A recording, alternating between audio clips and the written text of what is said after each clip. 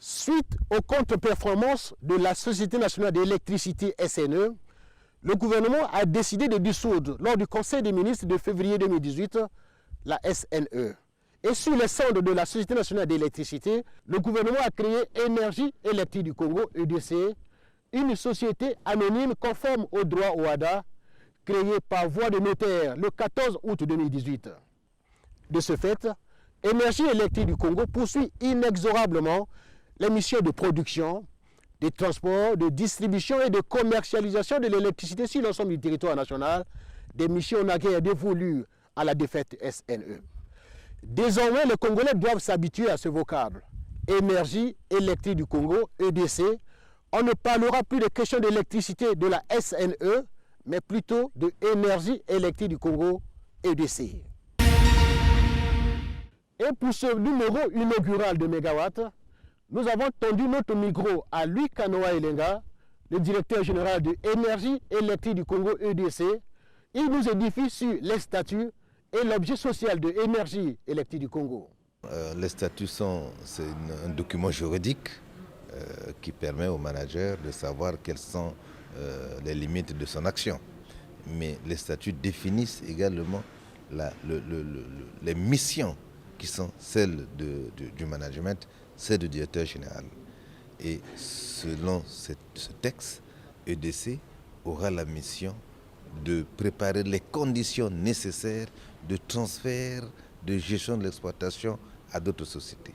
EDC aura la mission de sélectionner ces entreprises qui opéreront désormais au niveau national sur toute la chaîne du secteur électrique, c'est-à-dire la production, le transport et la distribution. Et faire en sorte que demain, le gouvernement puisse recevoir les dividendes venant du secteur de l'électricité. Voilà le rôle qui est dévolu à EDC en tant que société de patrimoine. Nous n'allons plus arriver à vos maisons, vous vendre l'électricité, ce sera d'autres sociétés qui vont le faire. Mais EDC servira de société qui protège et qui gère les intérêts de la République. En attendant que des partenaires se joignent à nous pour gérer les exploitations, pour gérer la commercialisation de l'électricité, le gouvernement nous a donné cette mission provisoire, celle qui était hier dévolue à la Société nationale d'électricité, de faire en sorte que l'électricité soit pérenne dans nos administrations, dans nos maisons, dans nos usines. C'est une activité provisoire. Le temps pour nous de créer les conditions de transfert de cette activité à d'autres prestataires. J'ai demandé aux collègues à qui nous avons fait confiance de nous accompagner pour qu'à terme, dans les 4 ans qui viennent, que cette entreprise que le gouvernement a mise en place soit une entreprise digne de ce nom, une entreprise anonyme qui fonctionne selon les règles fixées par la réglementation, c'est-à-dire le droit OHADA. À la quête de la performance et de l'optimisation de ses rendements, Louis Kanoa Elenga, le directeur général de Énergie électrique du Congo, a organisé courant janvier 2019 la première édition du Top Management de Énergie électrique du Congo. Qu'entendons-nous par Top Management? Top Management qui se tient sous le thème Énergie électrique du Congo face aux défis de changement de modèle économique dans la chaîne de valeur du secteur de l'énergie au Congo. Ce thème constitue en lui seul tout un véritable programme. Et le top management de cette année vise à clarifier et à faire partager à l'ensemble de l'équipe managériale les bases de développement organisationnel d'énergie électrique du Congo. Il s'agira en effet de présenter et partager la vision de la direction générale de responsabiliser chaque manager dans la quête de la performance stratégique et opérationnelle. Et enfin, de contribuer au renforcement de la cohésion interne. Au terme des échanges, la Direction générale espère signer un contrat de performance avec chaque manager ici présent. Cette première session du top management de notre société, qui se tient quelques jours seulement après l'adoption du programme d'activité et du budget de l'énergie électrique du Congo pour l'année 2019 par le conseil d'administration, devra donc mettre en exergue les exigences de gestion de notre société en tant que société anonyme de droit au HADA. Comme dans toute organisation, les sociétés ne valent que ce que valent ceux qui les animent. Pour permettre à tous les managers de comprendre la vision stratégique de la direction générale, Louis Kanoé Elenga, le directeur général de l'énergie électrique du Congo, a fait appel à des sachants, en tout cas pas de moindres. Ce sont des sachants à la touche pédagogique avérée pour obtenir la convergence de vues. Ce top management montre que les entreprises peuvent se reformer, mais lorsque les hommes possèdent une ambition commune, la force de travail demeure. Donc nous, notre travail est d'accompagner, de structurer cette force de travail-là, aider la direction à matérialiser sa vision stratégique, à faire partager cette vision stratégique, aider les cadres à situer leur contribution au sein de cette vision-là. Et bien sûr, fin 2019, la direction générale va évaluer les efforts de chacun et s'assurer que personne au sein de cette entreprise ne se tourne les pouces ou personne n'est venu là dans cette entreprise pour consommer ce que les autres ont fait comme travail et comme effort. L'outil donc utilisé par notre cabinet était de proposer des travaux en commission, donc en groupe resserré, harmonisé autour des fonctions. Donc les mêmes fonctions, les acteurs des mêmes fonctions se retrouvent et discutent autour d'un thème qui concerne l'entreprise. Lorsque chaque commission finit de porter ses réflexions, nous nous retrouvons en plénière et toute l'entreprise partage le fruit des réflexions des ateliers qui ont eu lieu, des travaux en commission qui ont eu lieu. Pour la première journée, le directeur général a présenté la vision de l'entreprise, il a présenté le programme d'activité et le budget validé par le conseil d'administration. Il fallait donc que chaque cadre puisse dire, dans la mesure où nos responsables ont déjà ce cadre de travail qui est posé, nous, il nous appartient désormais et dorénavant dans nos directions départementales et dans nos directions centrales de mener un certain nombre d'actions qui nous restent à définir dans le cadre d'un plan de travail. L'atelier numéro 1 est consacré à la production et au transport de l'énergie. Je pense que vous connaissez un peu bien la chaîne de valeur de l'électricité. L'électricité est produite dans des centrales, transportée par des lignes, jusqu'à ce que ça arrive chez le consommateur. Pour les 2 premières phases, il y a une commission qui est chargée de réfléchir sur la production et le transport de l'énergie. Eux, ils mettent en place un plan de travail qui est décliné de cette vision-là. La 2e commission, c'est celle qui réfléchit sur la distribution et la commercialisation de l'électricité. Il faut dire que c'est sur ce segment-là qu'il y a le plus de problèmes au niveau de E2C. On peut se plaindre à Brazzaville des délestages, on peut se plaindre à Brazzaville des coupures d'électricité, on peut se plaindre à Brazzaville des baisses de tension, mais on peut se plaindre aussi à Brazzaville de la fraude sur l'électricité. Donc, la fraude sur l'énergie, les branchements pirates, on peut se plaindre aussi de ce segment. Donc la commercialisation en soi est un enjeu majeur pour la performance de E2C. Donc il y a une commission qui travaille exclusivement sur cette question. La 3e commission est celle constituée de l'ensemble des fonctions. Donc ce ne sont pas des électriciens, ce ne sont pas des électriciens de métier, mais ils sont chargés d'apporter un appui à ceux qui réalisent leur métier. Je donne un exemple. Le responsable des ressources humaines qui se charge des recrutements, qui se charge de la formation, ce n'est pas un électricien, mais sa contribution au sein de l'entreprise est déterminante parce qu'il doit mettre à la disposition des autres directions des cadres performants. Donc la troisième commission qui est constituée des fonctions support réunit les fonctions financières, les fonctions des ressources humaines, les fonctions du contrôle de gestion, les fonctions des systèmes d'information. Et c'est eux qui réfléchissent sur la manière dont ils vont supporter les deux premières commissions. Avant même d'arriver à la clôture de l'événement, je souligne déjà notre grande satisfaction pour le travail qui a été accompli, pour l'initiative même prise par la direction générale de EDC.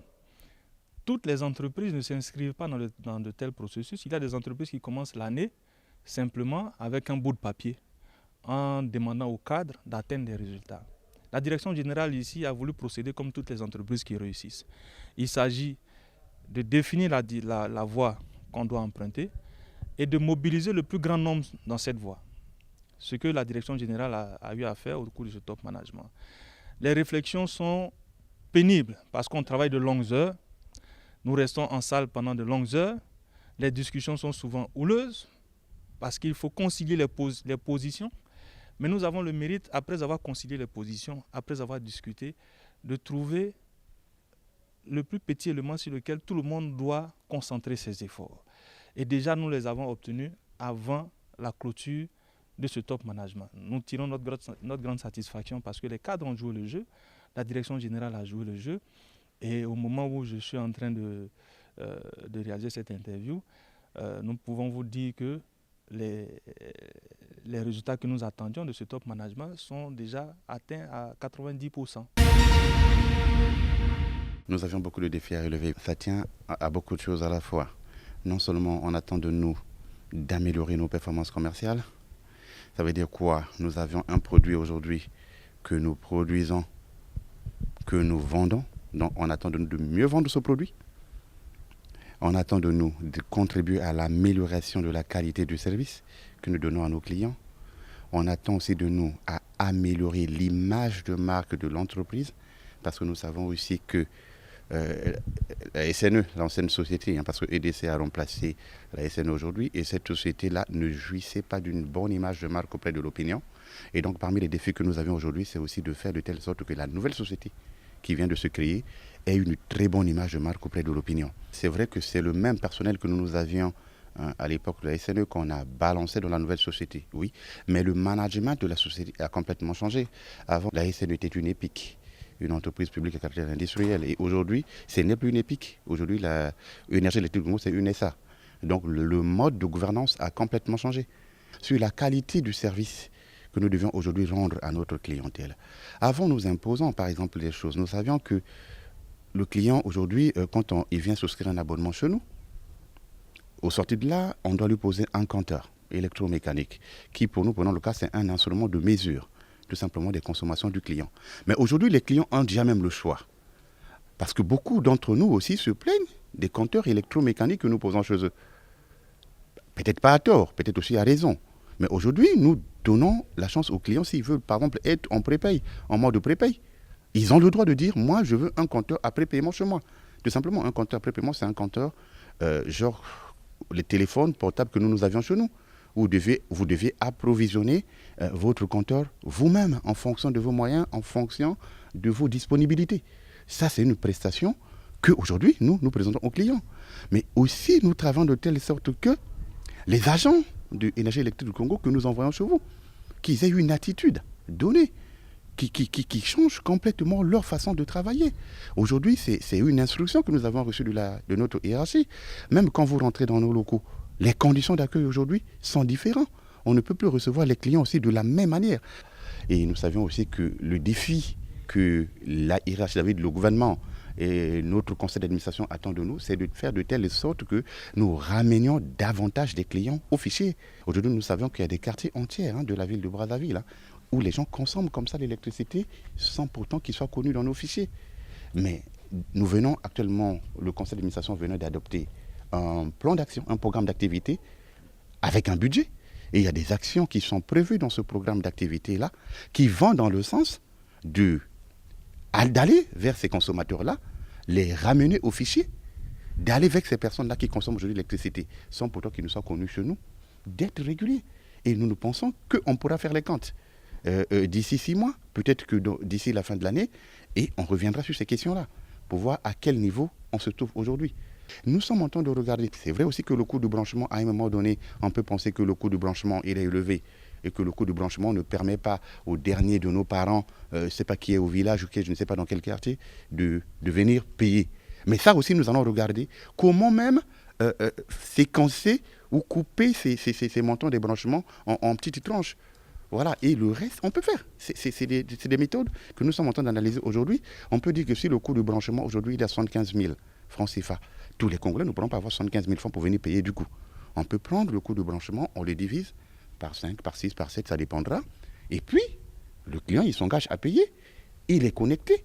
Et à partir de là, le reste, on le configure dans le système comme étant une dette. Et on commence à retirer progressivement. Donc, nous sommes en train de réfléchir sur des mécanismes à mettre en place de telle sorte que ces personnes qui consomment aujourd'hui comme ça, sans pourtant être connues dans nos fichiers, ils sont maintenant connus.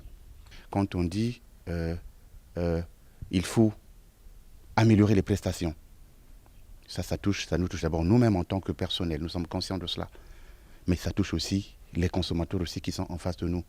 C'est pour leur dire aussi que quand ils reçoivent peut-être nos factures, peut-être aussi ils ont le droit, qu'ils viennent aussi payer. Peut-être aussi quand ils reçoivent aussi nos agents chez eux, il y a peut-être aussi une attitude aussi à adopter. Il faut de la patience de la part des uns et des autres. Et de la compréhension aussi de la part des uns et des autres. Sachez que aujourd'hui, il est correctement écrit et correctement inscrit dans nos documents que le client, il est roi. Il est roi. Et que sans le client, nous ne pouvons pas faire. Nous ne pouvons pas faire quelque chose. Et nous avons donc du respect pour nos clients. Et nous travaillons jour et nuit pour améliorer la qualité du service, pour améliorer la qualité de nos prestations. Vous savez, c'est une nouvelle société qui vient d'être créée et que nous avons reçu de la part du gouvernement une feuille de route et que nous venons d'avoir une nouvelle organisation, c'est-à-dire un nouveau organigramme. Et à base des orientations qui sont marquées dans la feuille de route, nous avons donc placé des gens pour animer cette organisation.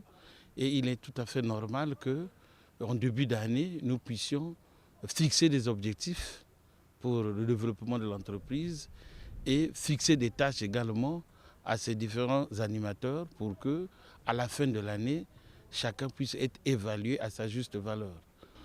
Nous attendons de nos camarades, de nos collègues, une gestion à la hauteur d'une société anonyme. Puisque nous venons tous de SXSNE, qui était une société épique, gérée d'une façon avec des lois congolaises, avec des lois de notre administration. Or, maintenant, nous allons gérer la nouvelle société avec le droit OHADA, qui réunit à peu près 17 pays. Donc, ce n'est plus les mêmes habitudes, le même comportement comme dans la société épique. Il était tout à fait normal que nous puissions édifier tout ça à nos dirigeants dans les différents départements pour qu'ils puissent être à la hauteur de diriger les autres selon la nouvelle façon de voir les choses. Dans la façon où on gérait la société en épique, il y avait souvent l'intrusion parfois du gouvernement ou d'autres responsables dans la gestion quotidienne de l'entreprise. Et que dans le système société anonyme OHADA, ça ne sera plus la même chose. Le directeur général est le seul responsable, avec son directeur adjoint, les seuls responsables devant les administrateurs de la société au conseil d'administration. Les administrateurs de la société représentent les intérêts du propriétaire de l'entreprise, pour le moment qui est le gouvernement, l'État. Donc, si ils gèrent bien, seuls les administrateurs peuvent les juger, que s'ils ont bien fait le travail ou pas. Et ça, c'est ce qui est un peu différent avec ce qui se passait avant. Donc les administrateurs, en fin d'année, jugent l'action des gestionnaires quotidiens de l'entreprise en fin d'année. À nos clients, nous disons que les choses ont changé. Si hier, les agents avaient des comportements un peu véreux, je pense qu'avec la nouvelle législation interne, avec la nouvelle organisation, ça ne sera plus la même chose. Parce que la façon de gérer une société privée et un EPIC, ce n'est pas la même chose. Donc aujourd'hui, nous tentons toujours d'informer, de conscientiser nos agents pour dire qu'on n'est plus dans la même société comme avant, on a changé de société, où à tout moment tu peux te retrouver dehors pour des fautes lourdes ou pour des bêtises, tu peux te retrouver dehors. Donc il n'y aura pas d'intervention. Donc vous devez absolument changer votre comportement. Si vous faites un tour à notre direction ou à l'intérieur du pays Pointe-Noire ou ailleurs, vous allez constater qu'à 7 heures pile, le portail est fermé parce que le boulot commence à 7 heures. Les retards ne sont pas admis. Vous arrivez à 7 heures, que tu sois directeur, que tu sois chef de département, chef de service, tu viens en retard, tu es dehors. La journée n'est pas pointée. Et depuis là, on a commencé à constater que les gens deviennent conscients. Si vous arrivez chez nous à 6h40 ou 6h45, vous voyez bien, pratiquement, les 3/4 des travailleurs sont déjà là. Et à 7h pile, tout le monde est là. Et vous allez dans les bureaux, vous trouvez les gens sont sur place, personne ne bouge parce qu'à tout moment, on peut contrôler les gens. Avant même l'heure de la fin de l'heure de service, par exemple à 15h, 14h30, nous pouvons contrôler celui qui n'est pas à son poste de travail. Ça veut dire qu'il est parti avant l'heure, sans permission, il est sanctionné. Donc voilà un peu ce qui est de nouveau. Et nous allons progressivement, dans quelques années, vous allez voir des changements conséquents vis-à-vis même de la clientèle. Les prestations vont également changer. Celui qui va continuer à aller faire des actes isolés dans les quartiers, chercher à racketter les clients, ils seront sanctionnés. Il n'y a rien à faire. Après 2 jours de travaux, tantôt en commission, tantôt en plénière, la moisson de la première édition du Top Management de l'énergie électrique du Congo se résume à la signature des contrats de performance entre les différents managers et le directeur général Louis Kanoé Elenga. Général adjoint, messieurs les directeurs centraux, chefs de département, messieurs les directeurs d'exploitation et très chers collègues, nous venons de passer 48 heures d'échange et de partage qui nous ont permis de mettre en place la stratégie de management de l'entreprise énergie électrique du Congo pour l'année 2019. Pendant ces 2 jours, en effet, nous avons passé en revue le programme d'activité et le budget de l'entreprise pour cette année qui ont été adoptés par le conseil d'administration en sa 4e session qui a eu lieu le 27 décembre dernier. Tous ces échanges ont permis d'élaborer et de signer les contrats de performance entre la direction générale et chaque responsable. Ces documents qui ont été signés serviront désormais de guide pour le contrôle de l'action de chacun de nous. Je voudrais donc à cette occasion vous adresser toutes mes félicitations pour le travail abattu tout au long de ces 48 heures de travail.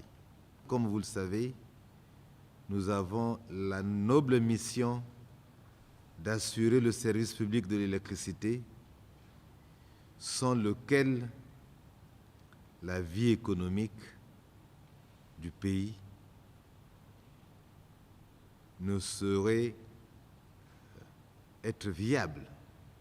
Et sur ce, je déclare clos les travaux de la première édition de Top Management de énergie électrique du Congo. Je vous remercie. Voilà, c'est sur ces notes optimistes de Louis Kanoa Elenga, le directeur général de Énergie électrique du Congo EDC, que nous mettons un point final à ce premier numéro de Mégawatt. Au nom de toute l'équipe qui a concouru à la réalisation de ce numéro, nous vous disons infiniment merci et on se retrouve au prochain numéro.